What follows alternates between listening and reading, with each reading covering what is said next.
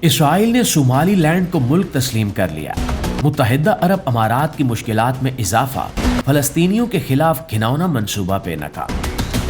کھوجی T V کے معزز دوستو، اسرائیل نے ایک ایسا فیصلہ کیا ہے جس نے مشرق وسطیٰ کے ساتھ ساتھ افریقہ میں بھی ہلچل مچا دی ہے۔ اسرائیل نے متحدہ عرب امارات کی مشکلات میں اضافہ کرنے کے لیے صومالی لینڈ کو باقاعدہ ملک تسلیم کرنے کا اعلان کر دیا ہے، جس کے بعد UAE کی سلامتی پر سوالیہ نشان لگ گیا۔ اس فیصلے کے فوراً بعد متحدہ عرب امارات نے صومالیہ میں موجود اپنی ایئر بیسز خالی کرنا شروع کر دیے ہیں، کیونکہ خطے میں طاقت کا توازن تیزی سے بدل رہا ہے۔ اسرائیل کا یہ قدم صرف سفارتی نہیں بلکہ اس کے پیچھے ایک ایسا خطرناک منصوبہ ہے جو پورے خطے کو عدم استحکام کی طرف لے جا سکتا ہے۔ اسرائیل نے ایک خفیہ اور متنازع منصوبہ تیار کیا ہے جس کے تحت فلسطینیوں کو زبردستی صومالی لینڈ منتقل کرنے کی کوشش کی جا رہی ہے۔ یہ منصوبہ نہ صرف انسانی حقوق کے اصولوں کے خلاف ہے بلکہ بین الاقوامی قانون کی بھی سنگین خلاف ورزی ہے۔ صومالیہ کے ایک سینئر اہلکار احمد معلم نے واضح طور پر کہا ہے کہ صومالیہ نے اس اطلاع کی تصدیق کر لی ہے کہ اسرائیل فلسطینیوں کو منتقل کرنے اور انہیں صومالی لینڈ بھیجنے کا منصوبہ رکھتا ہے۔ اگر ایسا ہوا تو یہ ایک خطرناک مثال قائم ہوگی جس کے اثرات پورے خطے پر مرتب ہوں گے۔ احمد معلم کے یہ بیانات ایسے وقت میں سامنے آئے ہیں جب صومالی حکام پہلے ہی اس خدشے کا اظہار کرتے آ رہے ہیں کہ اسرائیل فلسطینیوں کو غزہ سے زبردستی بے دخل کر کے صومالی لینڈ منتقل کرنا چاہتا ہے۔ اگرچہ صومالی لینڈ اور اسرائیل نے ان رپورٹس کی تردید کی ہے، لیکن زمینی حقائق اور سفارتی سرگرمیاں ان خدشات کو مزید تقویت دے رہی ہیں۔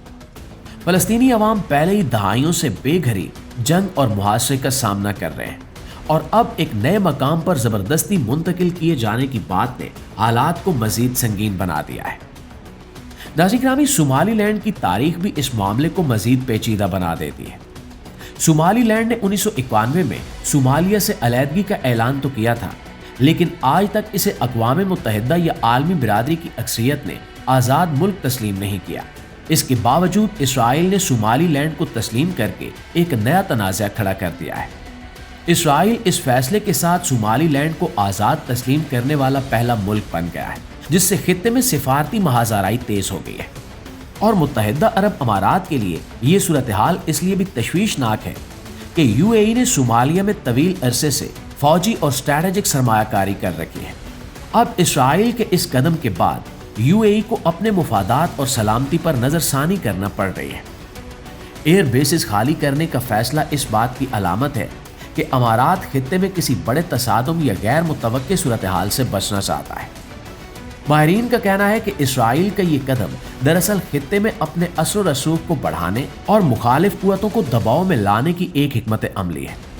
اس کے علاوہ فلسطینیوں کو زبردستی منتقل کرنے کا منصوبہ اگر عملی شکل اختیار کرتا ہے تو یہ نہ صرف انسانی المیہ ہوگا بلکہ عالمی قوانین کی کھلی خلاف ورزی بھی ہوگی۔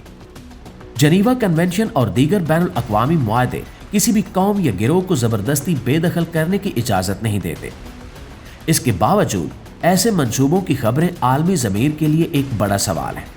اگر عالمی برادری نے اس معاملے پر خاموشی اختیار کی تو مستقبل میں ایسی مزید خطرناک مثالیں سامنے آ سکتی ہیں۔ ناظرین، مجموعی طور پر اسرائیل کا صومالی لینڈ کو تسلیم کرنا، فلسطینیوں کی منتقلی کا منصوبہ اور اس کے نتیجے میں UAE کی سلامتی کو لاحق خطرات اس بات کی نشاندہی کرتے ہیں کہ خطہ ایک نئے بحران کی جانب بڑھ رہا ہے۔ اب آنے والے دنوں میں یہ دیکھنا ہوگا کہ عالمی طاقتیں اور اقوام متحدہ اس صورتحال پر کیا رد عمل دیتے ہیں، کیونکہ اس بحران کا اثر صرف ایک یا دو ممالک تک محدود نہیں رہے گا بلکہ پورے خطے کو اپنی لپیٹ میں لے سکتا ہے۔